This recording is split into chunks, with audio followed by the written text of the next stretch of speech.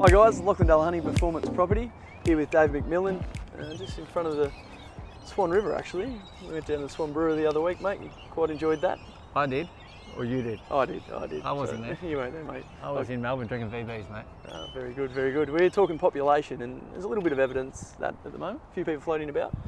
Talk to me about Perth as a whole, on a macro sense. What's it doing with population growth? Well, the vacancy rate's very high at 4.9%. Yep. And that's because there's not enough people coming into the existing property stock.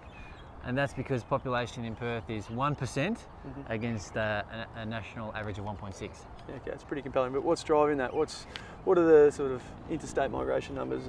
Well, the big problem in that figure is you're losing around 10,000 people to interstate at the moment. Okay. And that's people leaving Perth because there's not enough employment opportunities, or that's what we believe is happening.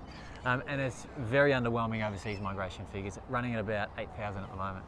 During the boom time when the property was flying and we've seen sort of 26% growth, 36% growth in 2006, Yep. What were the population numbers doing then?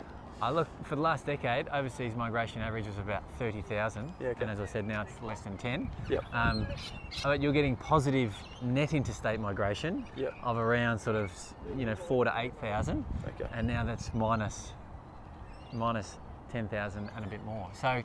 it's a huge turnaround. Yeah, It's a yeah. massive turnaround, and it's what has created the soft conditions over the last 10 years. It's why we've had this whole 10-year period of no price growth. Stagnation. Yep.